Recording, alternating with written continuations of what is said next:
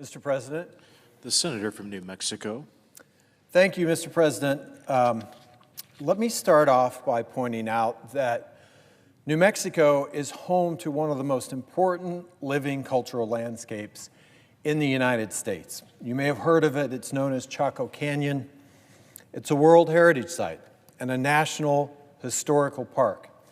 It's truly breathtaking if you've ever been there. And when you're there, with the immense sky above, you feel like time is converging. Centuries and centuries of history, the bustling lives of farmers and architects, builders, astronomers, and religious leaders from America's national parks aren't just beautiful landscapes, they are living history books. But what happens when that history starts disappearing? In a powerful speech on the Senate floor, a U.S. senator from New Mexico raised serious concerns about changes happening inside America's national parks. According to the senator, historical displays, cultural exhibits, and even painful chapters of American history are being altered or removed after an executive order from President Donald Trump.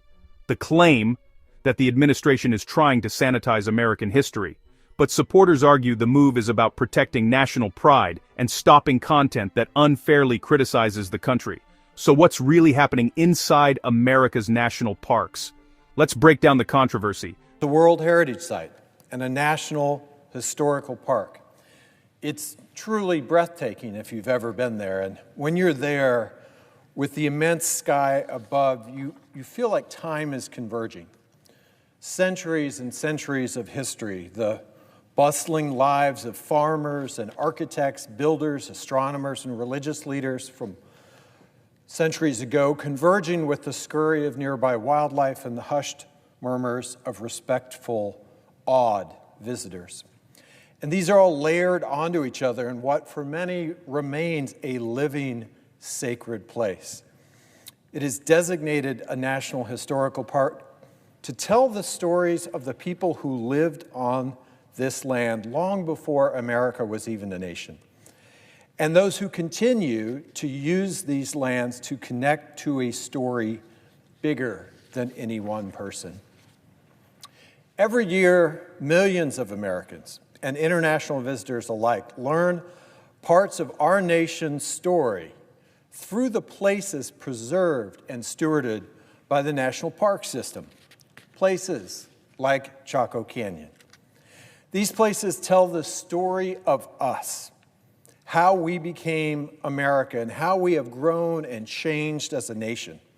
It is a story of triumph, of hardship, of resilience, and sometimes of cruelty. Not every chapter in this story is uplifting, but to understand who you are as Americans and our journey to become what Ronald Reagan rightly called a shining city upon a hill, we have to learn from all of it. We can't erase or turn away from the hard parts, because those parts, and more importantly, how we learned and grew from them, are our shared history, our shared story, and they should never be erased or twisted for politics. But that is just what the Trump administration is trying to do, to censor our history. 1 year ago, President Trump signed an executive order directing federal agencies to review how national park sites portray American history. The executive order required officials to make sure that the Park Service sites did not display content that, quote, inappropriately disparages Americans past or living. As a result of that order, they've already removed some content, and much of it is in the most popular national parks in the American West. In a spreadsheet summarizing the Interior Department's first review last year, Mother Jones found that from 33 sites in the Park Service region that includes my state, 81 submissions had been flagged for review, and of those 81, the department decided that 46 should be altered or removed entirely, over half. But this isn't only happening in the West. Signs related to ecology and the Wabanaki cultural history were completely removed at Acadia National Park. At Stonewall National Monument in New York, mentions of Marsha P. Johnson and Sylvia Rivera pioneering activists central to the 1969 Stonewall Uprising were scrubbed completely. And this photo, showing what enslaved people experienced at the hands of their enslavers. Let that photo sit with you for just a moment. This photo, which shows how painful our history can be, was ordered to be removed because it is, quote, disparaging of Americans. This is not disparaging, this is truth. This is reality.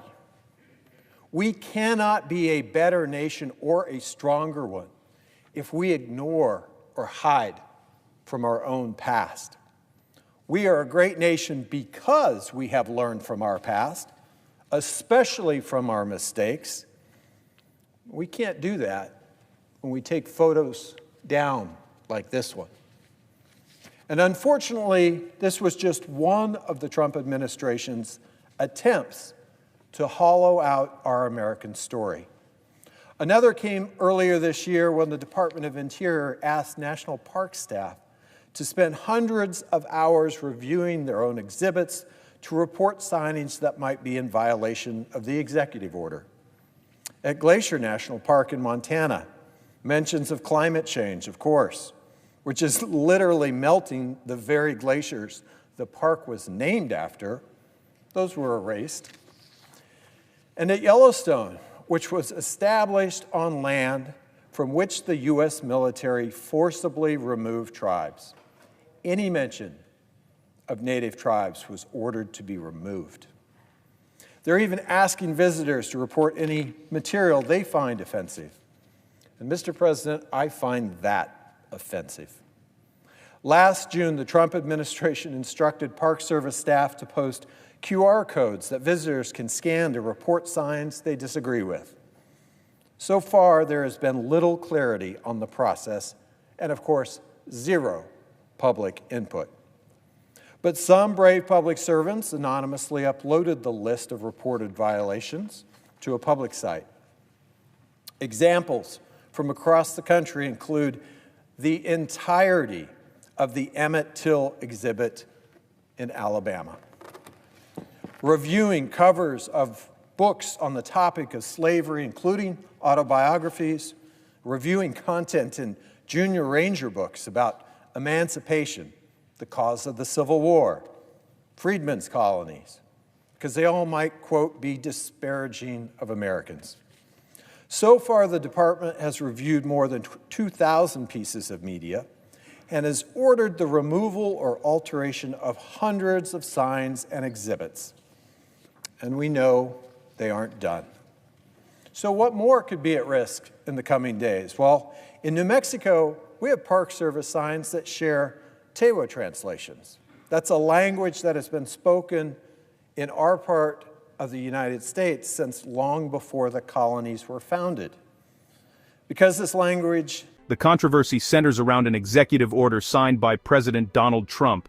The order directed federal agencies to review how American history is presented at national park sites. Specifically, it instructed officials to remove or revise content that inappropriately disparages Americans past or living. Supporters say the goal is to stop politically motivated historical narratives and present a more balanced view of American history. But critics say the result has been widespread censorship. Reports suggest that park officials reviewed dozens of sites across the American West and flagged over 80 historical displays for review, with more than half ordered to be altered or removed. And the changes didn't stop there. The colonies were founded.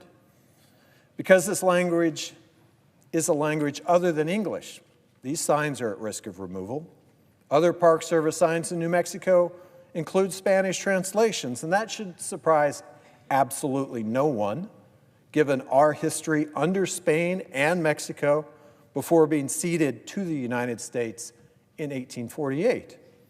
In fact, New Mexico's state constitution recognizes Spanish as a protected language. But because these signs have a language that is not English under the Trump administration, they risk removal. Other exhibits at risk aren't about language. The Trump administration claims it is removing signs because they, quote, cast a negative light on American history. But, Mr. President, this is our history. Someone just doesn't want our history to be told. That is putting the telling of our history at risk. It is, in fact, already under attack. And that is straight out of the authoritarian playbook. It should anger every single American listening today. When we erase information about who we are, when we silence people's stories, we promote a narrative that ignores and manipulates what truly happened. So let me tell you what they are trying to erase. It is true that some of our forefathers founded this country on the enslavement of other human beings. It is true that those human beings built much of this country, including the building we are standing in here today. And we fought a civil war and amended our Constitution and guaranteed rights to millions of Americans as the result of all of that. Because we demanded better of our country and of ourselves.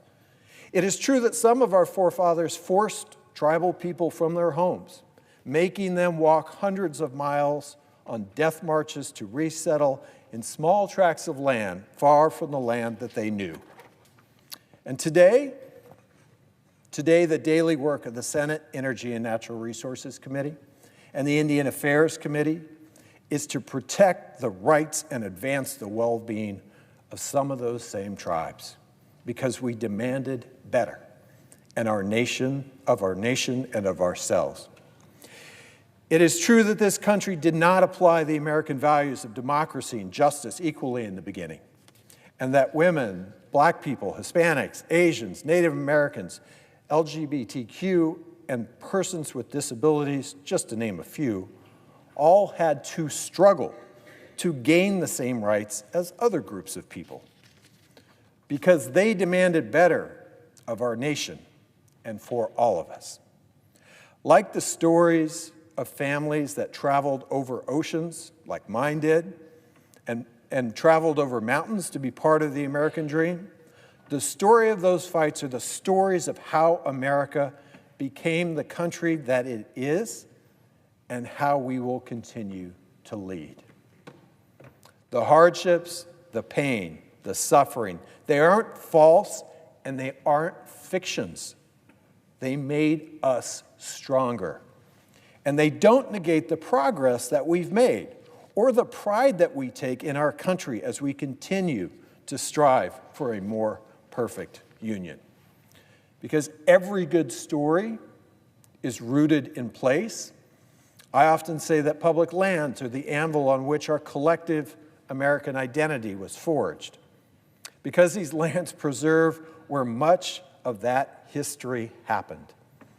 These lands, from our historical parks, our historic trails, to our national parks and monuments and wilderness areas, these lands hold the echoes of our ancestors. They hold the good and the bad. And knowing the truth makes us better, makes us stronger. That's what makes us demand more for our country, more for ourselves. New Mexico tells us this. Take the story of the Manhattan Project in my home state. You know, we now have a National Historic Park to tell that story. But you can't tell that story of the dawn of the atomic age without telling the whole story, without recognizing the people from our New Mexico communities whose health was sacrificed to build those powerful devices. You can't hold up the amazing scientific advances made under J. Robert Oppenheimer's supervision without also telling the story of his political persecution and the removal of his clearance. You know, George Orwell predicted a lot of things, and he once wrote, "The most effective way to destroy people is to deny and obliterate their own understanding of their history." Right now, President Trump is dumbing down our history. He is cheapening our national parks. But he will not take our history from us. We will tell these stories again and again and again, as long as it takes, and long after he is relegated to the history books. Thank you, Mr. President. If you enjoyed this breakdown, don't forget to like, comment, and hit the subscribe button for more political insights.